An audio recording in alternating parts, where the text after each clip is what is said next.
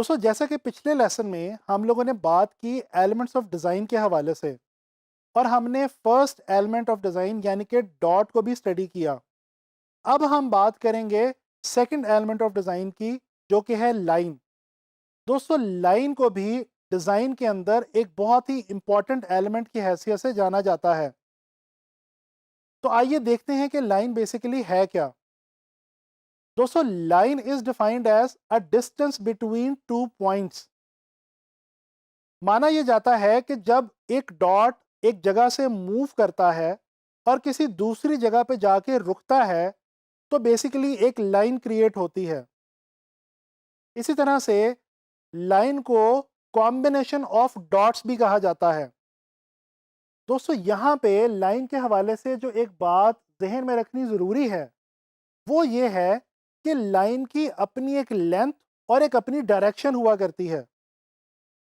मिसाल के तौर पे अगर मैं आपको कहूँ कि पेपर के ऊपर पेंसिल से एक लाइन ड्रॉ करें। दोस्तों, जब आप पेपर में पेंसिल से लाइन ड्रॉ करेंगे, तो आपको इस बात का अंदाज़ा होगा कि लाइन को स्टार्ट करने से लेके लाइन को फिनिश करने तक, यानी कि उसके एंडिंग पॉइंट तक, आपने पेपर के ऊपर एक ख़ास डिस्टेंस ट्रैवल किया है। और इस डिस्टेंस की एक अपनी डायरेक्शन भी है और एक अपनी लेंथ भी है। अच्छा, ये देखने की कोशिश करते हैं कि डिज़ाइन के अंदर लाइन जो है वो बेसिकली हमें क्या फंक्शन मुहैया करती है। दोस्तों, लाइन डिज़ाइन के अंदर डिवीजन देने के या डायरेक्शन देने के काम आती है। जैसा कि मैंने अभी आपको थोड़ी देर पहले बताया कि लाइन की एक अपनी डायरेक्शन भी हुआ करती है। लिहाजा इसे डिज़ाइंस के अंदर डायरेक्शन के तौर पे या डिवीजन के तौर पे इस्तेमाल किया जाता है।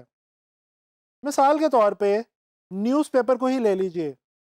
न्यूज़पेपर के अंदर हम सब जानते हैं कि कंटेंट टेक्स्ट की सूरत में दिया गया होता है, और अगर आप गौर करें तो आपको पता चलेगा कि वहाँ पे इस कंटेंट को, टेक्स्ट को लाइंस की मदद से डिवाइड किया जाता है। हेडिंग को सब हेडिंग से और सब हेडिंग को बाकी बॉडी टेक्स्ट से लाइंस की मदद से ही डिवाइड किया जाता है, अलग किया जाता है। अगर हम एक और मिसाल लें, दोस्तों, डायरेक्शनल साइंस तो आप लोगों ने देखे होंगे। आप किसी भी इवेंट पे चले जाएं या कहीं भी चले जाएं, आपको डायरेक्शनल साइंस रोड्स के ऊपर भी देखने को मिलते हैं। ये डायरेक्शनल साइंस जो हैं, आम तौर पे एरोस की मदद से बनाए गए होते हैं। और एरो क्या है? एरो भी बेसिकली लाइन की ही एक फॉर्म है। चलें, अब हम बात करते हैं लाइन की डिफरेंट टाइप्स के हवाले से। दोस्तों, लाइन की काफ़ी सारी टाइप्स हैं।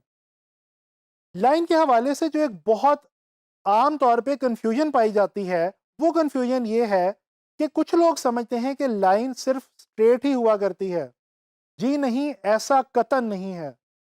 लाइन कर्व की सूरत में भी हो सकती है, लाइन इर्रेगुलर भी हो सकती है, लाइन डॉट्स की मदद से मिलकर बनी हुई यानी कि डॉटेड भी हो सकती है।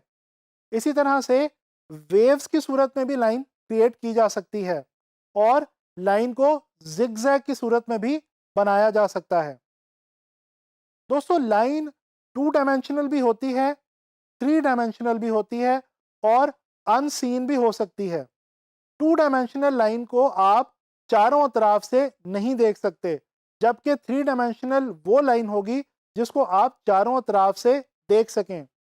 अब बात रह गई अनसीन लाइन की। दोस्तों, फर्ज कर लीजिए कि मैं यहां से चलना शुरू करूं और यहां पे आके ठहर जाऊं। अब ये मैंने वहां से लेके यहां तक जो डिस्टेंस ट्रैवल किया है, इस डिस्टेंस ने एक लाइन क्रिएट कर दी है। इसको हम अनसीन लाइन कहेंगे।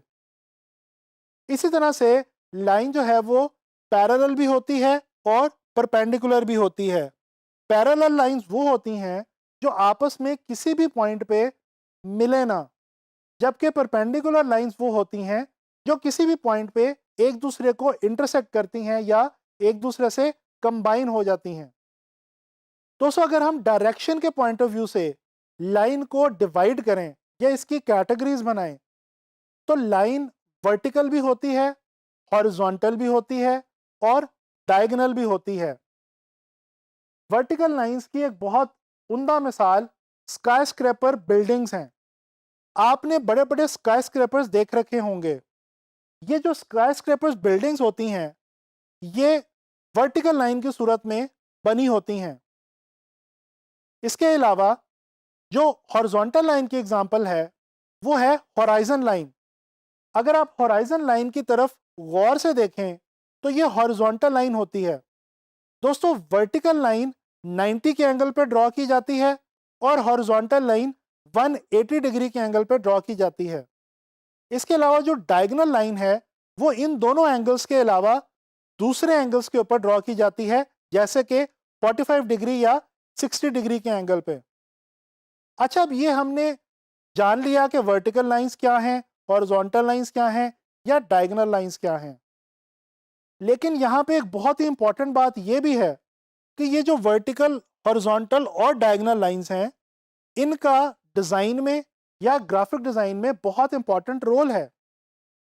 दोस्तों, डिज़ाइन के अंदर अगर आप कहीं पे स्ट्रेंथ या पावर को दिखाना चाहते हो तो आपको वर्टिकल लाइंस यूज़ करनी चाहिए। इसके अलावा अगर आपको डिज़ाइन के अंदर कहीं भी रिलैक्सेशन, कंफर्ट या सूदिंग फीलिंग को देना हो तो फिर आप वहाँ पे हॉरिजॉन्टल लाइंस अपने डिज़ाइन के अंदर यूज़ कीजिए। जिस तरह से अगर आप बीच के ऊपर चले जाएं, वहाँ पे जाके जब आप होराइजन लाइन को देखते हैं तो आपको पता चलता है कि ये जो विजुअल है ये बहुत ही सूदिंग और कंफर्ट वाला विजुअल है। इसी तरह से जो डायगोनल लाइंस हैं उनको मूवमेंट या मोशन को दिखाने के लिए हम अपने डिज़ाइंस के अंदर यूज़ कर सकते हैं। इस तरह से हमें पता ये चला कि लाइन किसी भी सूरत में हो, उसकी कोई भी टाइप हो, उसका डिज़ाइन में और हमारे ग्राफिक डिज़ाइंस में एक ख़ास विजुअल मीनिंग होता है। तो दोस्तों, इस लेसन में हमने लाइन के डिफरेंट टाइप्स के हवाले से बात की, लाइन के कॉन्सेप्ट जो हैं वो हमने क्लियर किए और हमने ये जाना कि ग्राफिक डिज़ाइन के हवाले से या डिज़ाइन के हवाले से लाइन की क्या अहमियत है।